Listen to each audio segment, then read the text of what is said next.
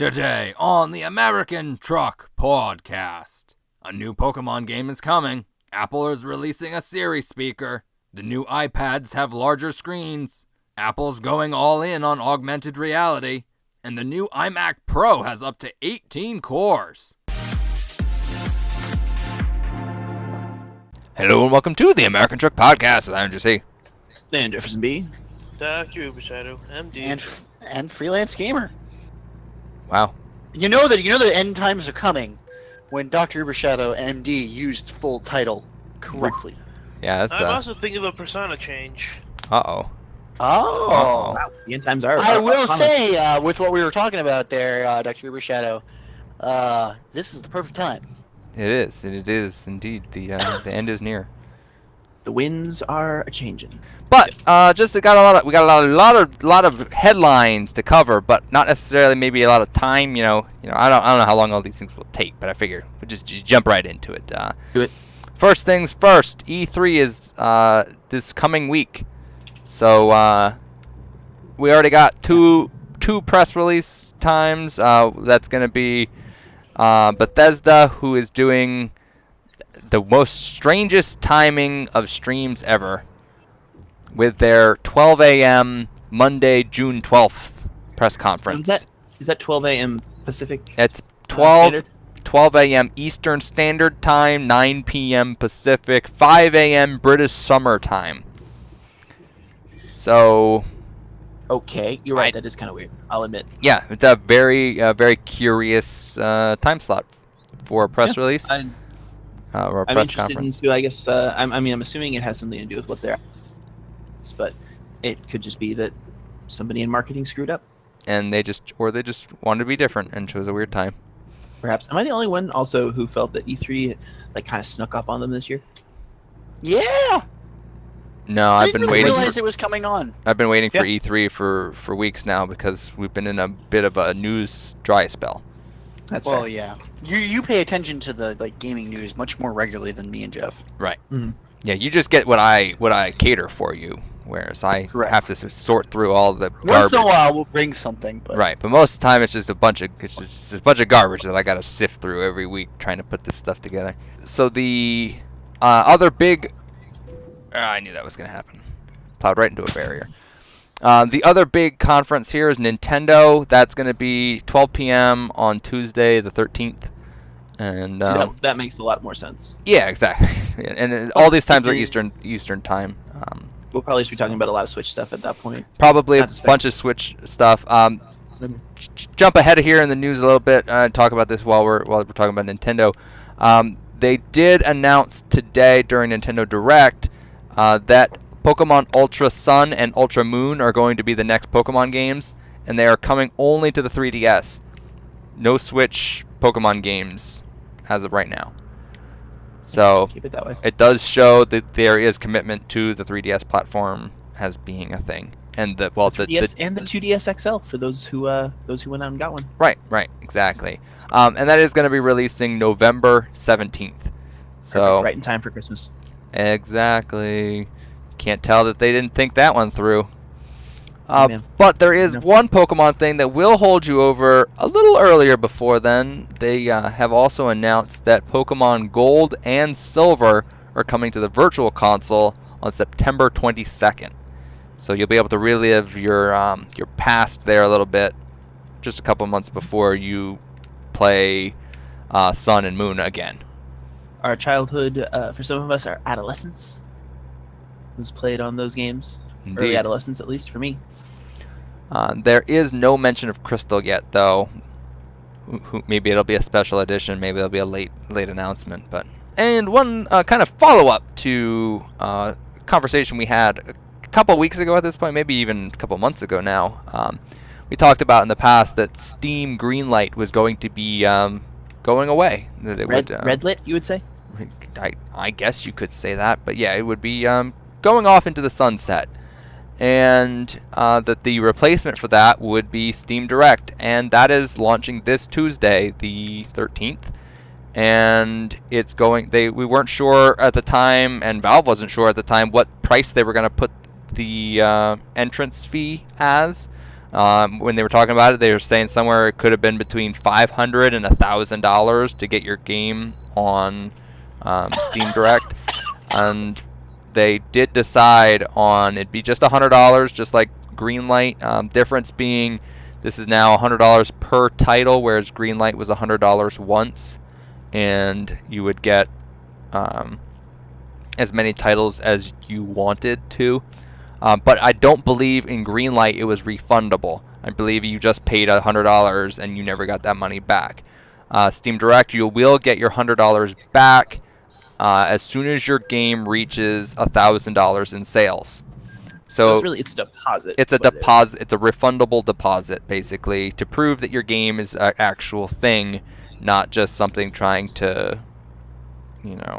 pilfer Mask itself as a junk and whatnot. Using Steam trading card sales. Yeah, that one. That whole thing. And hopefully we will see some higher quality games as a result of these changes, and not just more of the same but different. Now, WWDC happened this week, and first thing that's kind of big, kind of PSA type thing, Apple is actually going to be completely phasing out 32-bit applications, not only on iOS but also on macOS. So iOS 11 already is not going to allow installation of 32-bit apps when it releases in the fall, and the beta is no different. Actually, if you play use the beta version, you also cannot use apps that are 32-bit. Completely blocked. Now, the process on macOS is going to be phased in over time. January 2018, they're not going to be allowing 32-bit apps in the Mac App Store anymore, and by June, I believe, they will be upping that to, I'm not sure if it won't allow you to run them anymore at that point or what, but and there was no mention on how this affects non-App Store installed apps.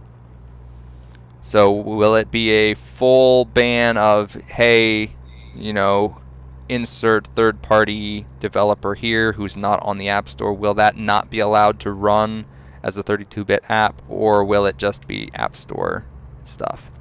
So there is that, and of course the next version of macOS is called High Sierra. Calling it Sierra Mist. Because I didn't make that joke with the first one because I gave it legitimacy. This one should have been called Diablo. We have a Mount Diablo. El Diablo would have been an amazing name for an operating system. But nope, we got High Sierra. Maybe for a Linux variant, but I don't want it to be associated with Mac OS. Yep. Hello. Why not? Hello there, Sierra. Much better option. Rancho that's Cucamonga is a quality option right there. I am still Rancho upset. Cucamonga would have been good too. I'm still upset that was just a joke and not actually the name. But if they were like, it's too long and complicated, El Diablo, they did El Capitan, totally available. No, the whole the name is too complicated. Goes out the window when you name it High Sierra. Sierra, not Hello Sierra, but HIGH. Right, exactly. So that is coming out of beta 4/20, 2018. I mean, that does kind of go with OS 10 Weed, which was an option 2 or 3 years ago. So yeah. But the other big thing that High Sierra is getting is they are switching from the old school file system that they've been using, which is like turning 30 years old, or is over 30 years old at this point, and they are replacing it completely with the Apple file system, which they have they rolled out into iOS 10 earlier this year, and it's the selling point Apple has been pushing is that it's developed and intended for Flash based storage mediums, whereas the older stuff is meant for spinning disk hard drives, and so there's more efficiencies gained in the file system. And they specifically showed off a pretty nifty thing of the duplicate feature in macOS that has been there long standing, taking like 7 gigs of videos, and instead of taking 7-8 minutes to transfer it, took like 4 seconds. to make duplicate copies of everything. I actually looked into this a lot because this is going to affect my work quite a bit. And surprisingly, the changes aren't going to, from what everyone's saying, it shouldn't be as dramatic as you might think if you're used to the old file structure system. And developers who have applications like mine, which I have Jamf, which is a software management tool for Mac, actually won't be affected as much as you think. So if you're in the IT world or if you're in a business environment, it shouldn't do anything bad. Always use your test bed, but it should be okay. Yeah, it should be noted that for the majority of the end user, that a lot of these system changes are really just, they're designed to be a help, and they're not designed to get in the way. If you have fonts, because I have a feeling that with every Mac OS update, be careful of your fonts. Back up your fonts. Yeah, no, actually, yeah, that's true. I never thought. Or- I mean, I don't use fonts on the Mac. I do. Live on the wild side. Who needs fonts? But moving right along here, next thing here, of course, we got is the new HomePod speaker, which Apple has gone quite a long time, actually, with not having a speaker product. The iPod Hi-Fi, you might remember from years and years ago, I think was the last time they really had anything to do with speakers under their own brand, of course. I mean, they bought Beats and then acquired speakers that way, but that's a little different type thing. But this one is, it's kind of in the lane of, the Amazon Echo and the Google Home products, where those are, though, more personal assistance based, with the Amazon being one and Google's answer to that as well.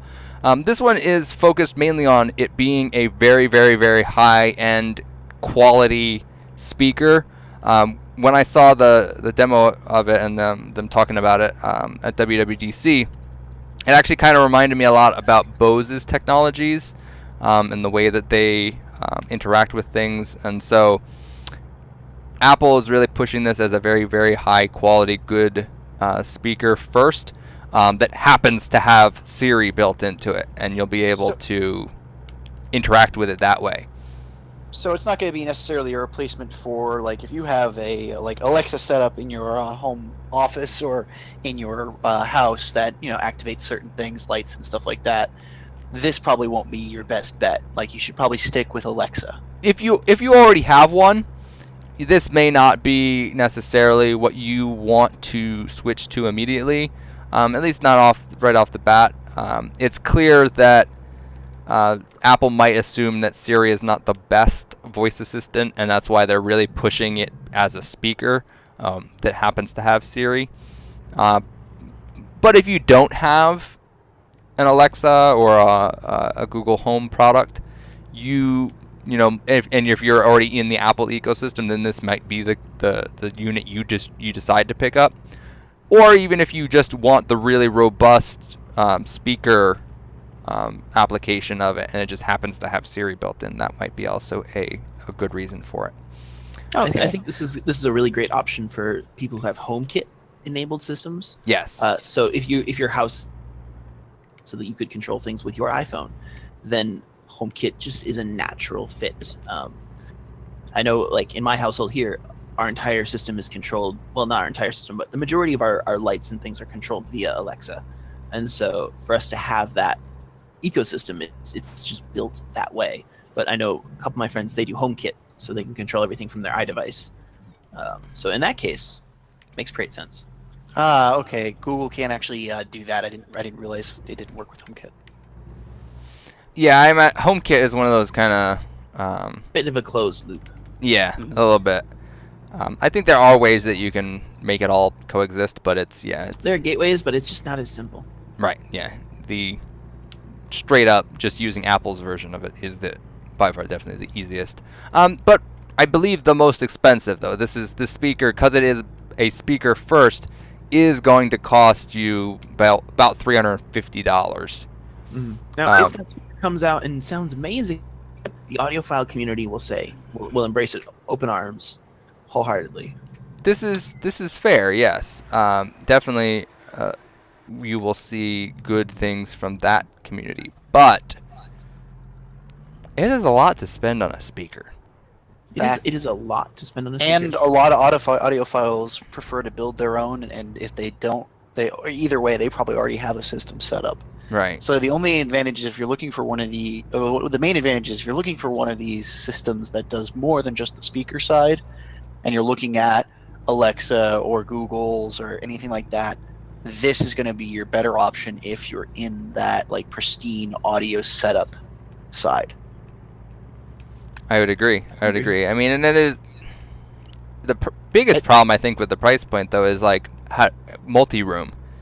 You know, Yeah. it's if you want to How do put a you set couple of this these throughout your speaker house, setup? Yeah. you're gonna be up $1,000 to put 3 of these in your house.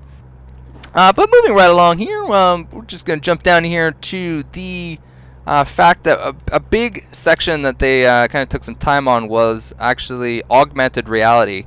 It's been kind of clear that while Apple traditionally hasn't been a big player in virtual reality, and some of the things we'll touch on here today do point out that they are kind of coming around on virtual reality.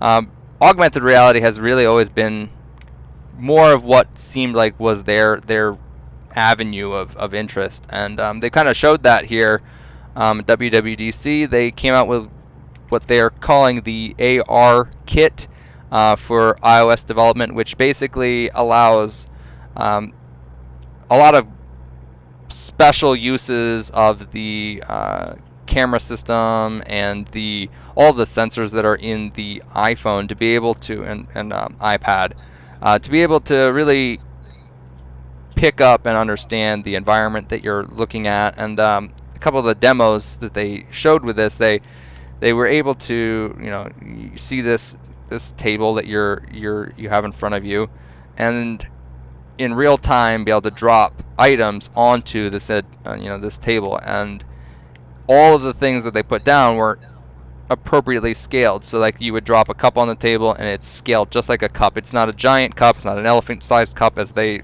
pointed out. It was a standard cup. It had steam and everything. You could put a candle on the thing and it would just bam, candle. And later they also had a third party come out to do a demo, and they showed basically the creation of an entire village on the table, and it just took over the whole table. And so they clearly put a lot of work into their AR space, and it will be interesting to see what continues to happen in that space, as well as what other people do in that space. One of the things that they pointed out was iOS being an AR platform will make it one of the biggest deployments of augmented reality availability, because it becomes something that everyone who has an iPhone, everyone who has an iPad can use. Right, and we've seen this in the past. I mean, this is nothing new. We've seen this in our cereal boxes and our greeting cards, but the ability to have this sort of bare metal level of processing power is really, I think, what's going to set this whole initiative apart. Definitely.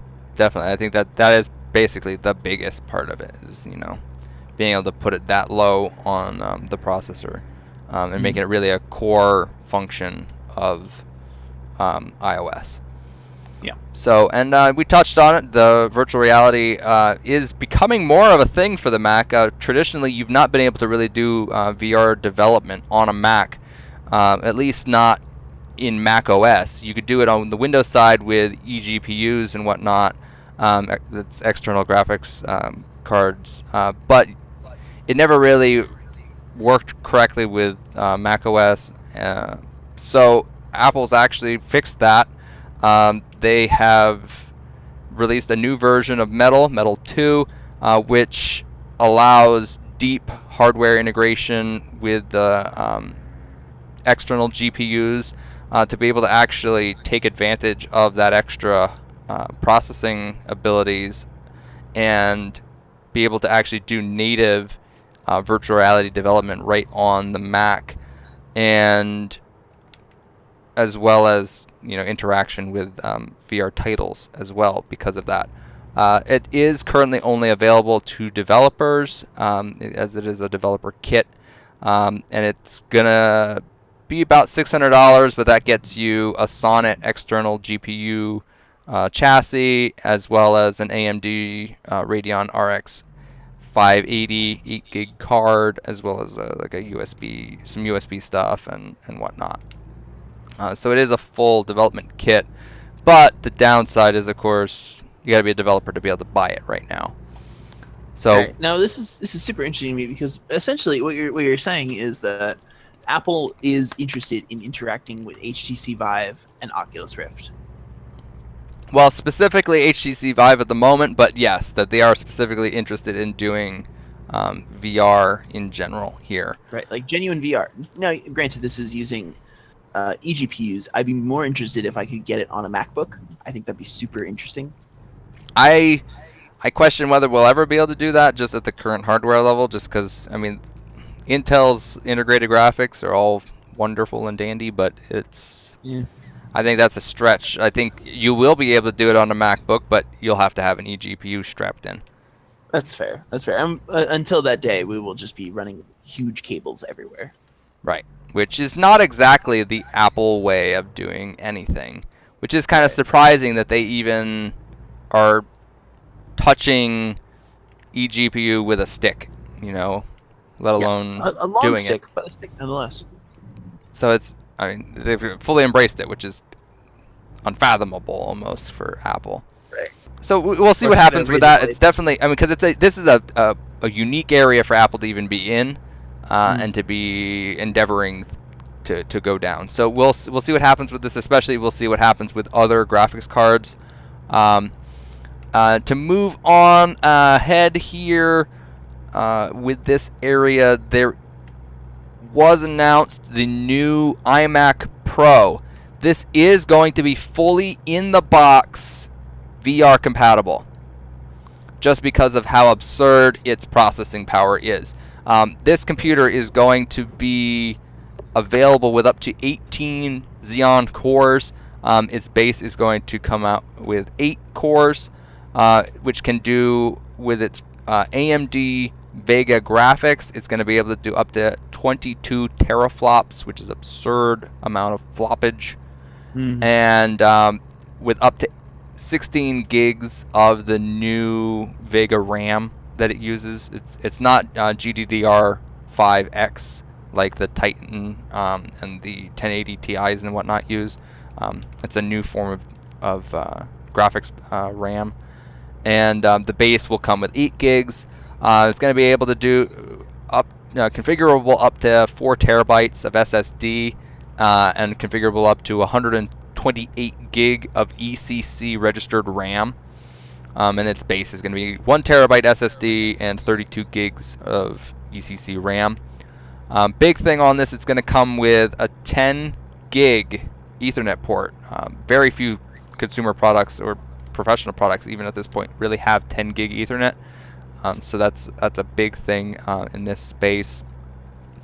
It's got 4 USB Type A and 4 USB Type C ports on it, as well as all the regular ports that come on iMacs, SD card slot, headphone jacks, and whatnot.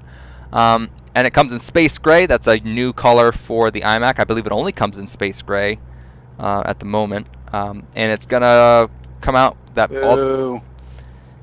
space gray is awesome. But no, we lost the silver. The base price for all those base configuration, that's going to be $5,000, which comparing to a similar spec Windows build is only about a $300 or $400 upcharge. So minus the cost of the GPU. Well, With yeah, an unknown cost of the GPU. Minus the unknown cost of how much an AMD Vega graphics card is going to cost at this point. I think they did a close to equivalent comparison from what I was looking at. Right. So it was like a theoretical comparison. Yeah, they used the 1080 Ti as the comparison, which they've said that the AMD Vega cards are going to be somewhere about $599 for the consumer ones. From what we understand, this is going to be the Vega 56 and the Vega 64 tier cards. So these are definitely prosumer grade graphics cards we're talking about. Because really, this whole machine, this is squarely built at content creation and content creators. Oh, absolutely. Yeah, this is hard stuff. That is going to be used for this, or just people who have a lot of money to burn and want a very high-end machine. So tempting. So that is a very large thing, and like I said, it's fully VR compatible as is out of the box.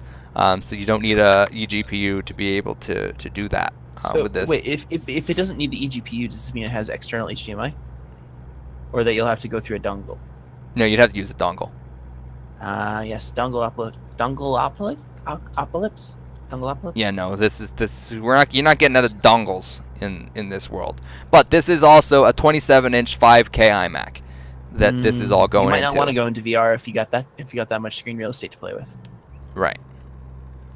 So, but it is definitely a large thing, and the most important thing that this machine has brought to us is a wireless Mac keyboard with a numerical keypad. What? I have wanted this for so long. Isn't that an old school design from years Thank past? you, God, they finally did this. It has, yeah, Is it it old has. school? It has not. The wireless keyboard has not had a number pad in probably 5 to 10 years. Well, not 10, but at least 5 years. It hasn't had one. When they switched to the flat chiclet key instead of the old style regular keyboard, that was when they took the number pad off, and they made it. They basically took the MacBook Pro keyboard and made it wireless, and that was the wireless keyboard for Macs for the last 5 years at least. Yeah. So now to finally have a wireless version of that full-sized keyboard that has traditionally only been available in the wired form factor at this point, it's wonderful. No doubt it's probably as a result of the fact that they've taken and switched the batteries to being built-in lithium-ion rechargeable batteries. So it probably became a lot easier, and there's a much larger form factor to cram a battery into with the extra key space. Truth. So that was my favorite thing of that. Nice. Other things here that were announced, there's going to be a new version of the iPad Pro. It's got a 10.5-inch screen instead of a 9.7-inch screen, but they didn't change the actual size of the device. They just made the bezels 40% smaller, crammed a bigger screen in it. They did technically they did increase it a little bit. I think the size changed by like 10 or 20 millimeters. You know, we're not talking a very large change here, but it is. If you look at the spec sheet comparing apples to apples, it is a little bit bigger. Apples to apples. In physical size, exactly. Yep, caught that So this one. is a normal iPad with a larger display. This is a normal iPad Pro with a larger display. The Gotcha. regular, just plain Jane iPad, which is just called iPad, has not changed. It still has a 9.7-inch display. And from what I understand, still just basically an iPad Air 2 in an iPad Air case. So, but this newer larger display. This is the iPad Pro, but not the monstrous 13-inch. Not the model. monster one, right? Exactly. Okay. But the iPad Pro line did get a momentous update in displays. It now can do up to 120 hertz display refresh rate, and it's variable. So if you are just jotting down some notes in the Notes app with your Apple Pencil, it's going to run at 20-30 hertz. If you're doing battery life, saving CPU cycles. Exactly. If you're doing something high end that really requires that extra hertz and refresh rate, it's going to ramp right all the way up to what it needs, and it'll do that on its own. It'll figure out based on the app what the refresh rate needs to be. So you've got a much larger scale of being able to do refresh rates, and it's now variable. So stuff that doesn't need 120 hertz doesn't have to use it. Quite nice. And I don't believe the prices really changed on iPad Pros, other than the fact that the base storage capacity is now 64 gigs. So Nothing wrong with that. Good day to you, Mr. 16 gig iPad. But I will move on to the last news topic here, which of course the MacBook Pro's got their giant update with the Touch Bar upgrade last year. This year we're seeing just an upgrade in processors from, I believe, Skylake over to Kaby Lake. which is going to give minor speed bumps here and there across the line.